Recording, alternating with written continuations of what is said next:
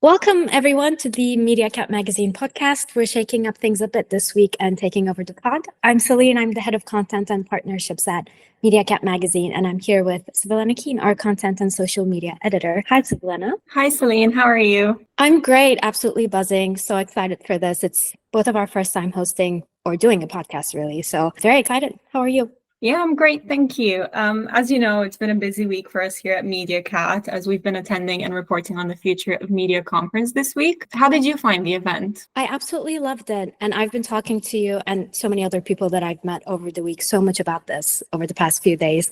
We're so lucky that we get to cover so many events and learn so much in such a short amount of time. But this one for me was the best that I think I've attended in some years in terms of content by far. How did you find it? I completely agree. The content was great. And sometimes at this type of events, you get the sense that you're seeing the same thing over and over again. But the Future of Media has a really wide breadth of speakers from so many different organizations that I really think it left no stone unturned in the topics that they covered. And with so many speakers and sessions at the conference, the content was split across two halls. As you know, you covered one hall and I sat in on the other. So we saw some different sessions and probably had a bit of different experience of the day. What did you think were the key takeaways from the sessions that you attended? Yeah, there's definitely so much to talk about there. And we've already published a short piece on Media Cat Magazine about the key takeaways. But I think for me, two discussions were at the center of the entire conference. The first is the concerns around cross-media measurement. We kept hearing about this from both the brands and the agencies, how it's really difficult to measure the impact of campaigns across the fragmented media landscape. It kept coming up. And in a session hosted by OMD and On Device, in which the two companies talked about how they collaborated to measure Pepsi's cross-media campaign. They mentioned a Nielsen survey that found 62% of brands use one or more measurement partners, and 15% use more than five. Like that's so much. Imagine that. And Adidas Director of Media Measurement and Learning, Gordon Black, also talked about this, mentioning the difficulties around measuring the impact of one campaign activity in the current media space in terms of like sales results. And in the same panel, Scanmar QED's Phil Spencer revealed that many brands are increasingly building their own measurement capabilities in-house. And this is partly because it's more cost effective, but also to keep, like in part, to keep their data private. And this was echoed by Twining's head of strategy and insight, Adam Smith. He mentioned that the brand invests in various media channels, but can't necessarily use the data from these investments for measurement because media owners are reluctant to share. So there was this push from all parties involved around generally being more generous and transparent with the data, just sharing more audience data generally, which they also said would keep companies, would help companies build more efficient measurement tools. So there was an environment of like, this will be on every side's benefit kind of vibe. And of course, ISBA leader Phil Smith was in attendance to talk about the launch of Origin, the trade association's response to the concerns around cross-media measurement, which aims to provide real-time campaign data across YouTube, Meta, and linear TV. And the trade association launched Origin recently. It's been rolled out to 35 of the UK's biggest advertisers, but the initiative has faced a lot of criticism from the industry, with stakeholders voicing concerns around the omission of BARB data. And also the funding that was getting from platforms and companies like Google and Meta. So Phil Smith was very clear about Origin not being a replacement for BARB. And he mentioned that they're trying to integrate the two currencies, but BARB doesn't necessarily seem too enthusiastic about it from what I've been reading. The second prominent discussion for me was around the future of media consumption and media investment. Alex Brownsill, head of content at Work Media, was at the Future of Media stage to talk about these changes. And I guess it will come as no surprise to anyone that both media consumption and media investment are becoming increasingly digital. Work published their annual global ad spend outlook report back in August, which projected that this year global ad spend is set to reach around $1 trillion globally, which is a 10.5% increase from last year. And the majority of the growth is driven by ad spend going to the pockets of only three companies, Alphabet, Amazon, and Meta. And according to Work data, the share of total time for online media consumption has risen from 43% in 2015 to 63.3% this year. And this is across generations. So consumers are are increasingly consuming media more digitally, with even baby boomers catching up to younger generations in digital media consumption. And that doesn't necessarily mean more consumption on social, which I think seems to be kind of assumption there, but the behavior is distributed both across generations and across media channels. And in the upcoming year, according to work data again, consumption on social is set to increase by 6.7%, whereas consumption on streaming is due for a 16.8% increase, online press a 26% increase, and video streaming a 32% increase. But tragically, increases in consumption don't necessarily translate into more ad spend. So, for example, CTV is projected to reach $30.3 billion this next year, whereas social media will add on a whopping $170 billion. But online news brands are expected to only add $1.1 billion in ad revenue globally, even though consumption is set for considerable growth. So there's a bit of a discrepancy there. So those stood out for me. I think both are really important discussions that have been going on for quite some time. I think the point around ad spend not necessarily following trends in media consumption is really, really important. This month on the magazine, we're talking about the discrepancy and the disconnect between media investments and media consumption habits. And effectiveness has been front of mind for the industry for such a long time. And we keep hearing about results of new research. For example, System One, I think last month, said that brands spent up to $750 billion globally on advertising last year, but it's estimated that only 6% of that was truly effective. So that's such a shocking number, and clearly there's need for some change. But yeah, what stood out for you? Yeah, all that is really great. I think we did attend quite different sessions, so I didn't see a lot of that, and that's really interesting information. I think there were two things that stood out to me from the sessions that I attended. The first is that creativity is not under threat. People are concerned, and rightfully so, because of advancements in AI. However, multiple speakers on both days stressed the importance of the creative. For example, Crowd said that 60 to 70% of success is determined by the creative, and that the best media strategy is having a great ad, which I thought was fantastic. The Advertising Association also said that UK creativity has been a growth spurt since the 2012 Olympics, which again is really great news. Some speakers argue that creativity might look a little different in the future and be more tech-driven or AI-powered, but ultimately it won't be replaced by AI. For example, the authors of A Year of Creativity, they were at the event and they were very adamant on this. They explained how generative AI could never have come up with the idea for Oppenheimer, for example, because they said that, trying to remember the exact quote, but I think it was that data can only tell us where we have been and not where to go. So I thought that was really interesting. And then the other key takeaway for me was about the importance of looking beyond data and clicks.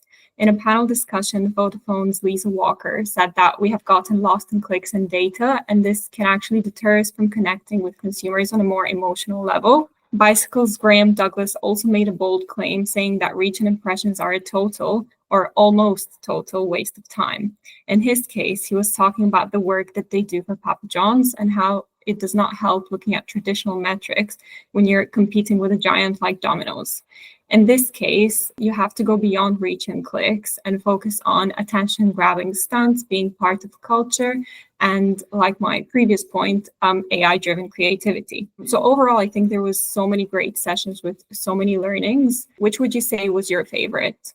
Yeah, just on that, I think the creativity point was like emphasized on a lot of the sessions. And it made me think about how anxious the creative side of the business is about being left behind. But it's really nice to see that like they're still so valued. I mean, obviously we know that they're valued, but I think in comparison with how anxious they are, I think they're very, very still in the center of the business. So no need for any anxiety there. Stephen Myron was my favorite session for sure. I came out of that session just so inspired. As you know, I kept talking to you about it. He's such a legend and his impact on the industry is so fundamental. And it's so nice to hear his experience. Like it was truly so inspiring. Myron shared the stage with the media leaders Omar Oakes to talk about his 16 years managing global. He's leaving his position in a few months, but he will continue as chair. So it wasn't necessarily a goodbye. He just walked us through his entire career and how he transformed global into a media giant with a portfolio of successful brands across outdoor, radio, and digital. He also talked about his failures, which I found really inspiring. For example, he mentioned that they tried live events for a bit, and also entertainment, but those didn't work out, so they swiftly moved on. I think his recommendation to people in the industry was not to focus on what could go wrong, but rather on the positive things. So he was like, when I'm entering a meeting with someone, I don't necessarily, I mean, obviously he doesn't do this now, but he said that instead of like being focused on the anxiety around what to talk to this other person about, just like focus on the positive things. And I think his career definitely proves that that strategy works really well. So he left a mark on me, definitely. Did you have a favorite session? I think it would be really difficult to choose one favorite session. I think I'll pick one session from each day. So one of them, I think, as I mentioned at the start, the event had a really good range of speakers. And what I really liked was that they made room for some smaller independent media companies too, not just large corporations. So one of my favorite sessions was with the co-founder of Amalia, which is dedicated to amplifying the voices of Muslim women. Working with Amalia discovered some stats that were both disappointing and yet unfortunately unsurprising. So Muslims make up 5% of the population in the UK, which is about nearly 4 million, and they have an immense spending power. But only 14% feel accurately represented in advertising. What is worse, 59% of articles in mainstream media portray them in a negative light.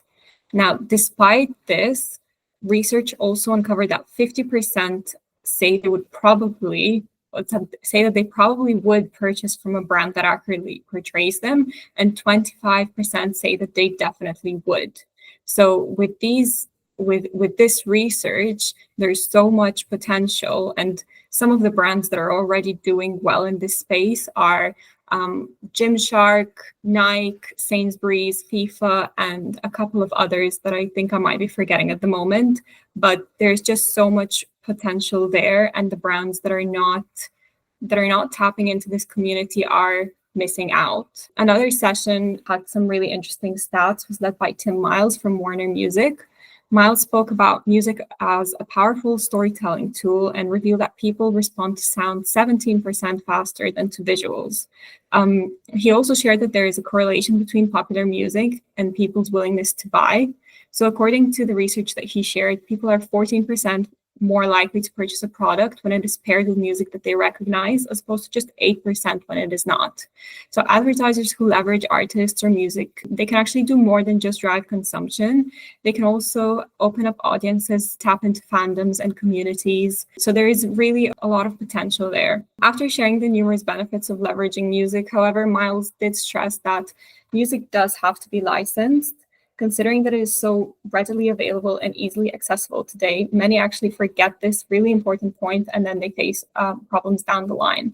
So I think this was a really crucial session. Both of these sessions were very interesting. Was there anything that you did not expect to hear or research that you found particularly surprising? Yeah, the Warner Music one was so packed. I think there was a queue, and not a lot of people could go in to that one. It was mentioned on the main stage as well, how packed that session was.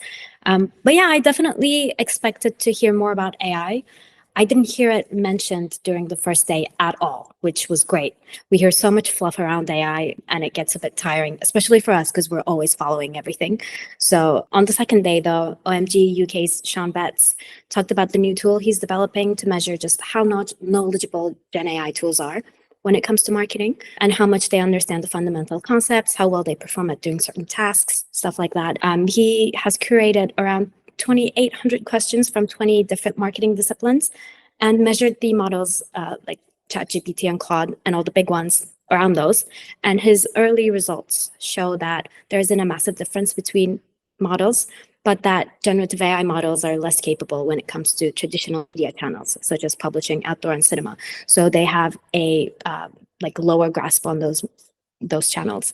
And it makes sense considering their training data, but he said that he wouldn't rely on Gen AI tools if he worked at one of those types of companies. And later on, he was at a different panel, and there he also mentioned, somewhat controversially, I would say, that these companies should really try to get their data in these models. I mean, we've all been following lawsuits around copyrighted material, and those have already been included in the training data with these like big AI models. But he said, even now, Gen AI tools are being used for decision making, and this will increase in the future, and that traditional media companies are at a detriment if they find one day that their channel isn't represented in the minds of these tools. So that was, I would say, pretty controversial to me, at least, as, I don't know, someone from the publishing industry. That felt controversial. But yeah, what shook you? Yeah, that's definitely really interesting. And I agree that we didn't really hear a lot about AI. I definitely thought that we would. That was a pleasant surprise. But what shook me, Kantar had a very interesting session where they shared the findings of their recent media reactions study. And some of the stats they presented there were really unexpected, not just to me, but I think to the whole crowd that attended. So, firstly, they shared that people are more receptive to ads today than in the past. And they backed this up with some findings that 47% of those surveyed have said that they feel more positively towards ads compared to just 19% in 2016. Now, the study also looked at how different generations feel about ads and their media brand preferences. And what shocked everybody was that baby boomers were found to favor TikTok the most for ads. Meanwhile, TikTok was not even in the top 3 preferred ad platforms for Gen Z. So this surprised the entire audience, and Cantor used it as a teaching moment, saying that we should never just assume, as we all did, but instead we should look at the data. Yeah, that's shocking. I don't know if that means TikTok is on the way out. It definitely doesn't feel that way, but you know how these things go in cycles. Well, lovely. Let's leave it at that. Thanks a lot. This was really, really fun, and maybe we'll do another takeover sometime soon. So thanks for being with us, everyone, and see you soon.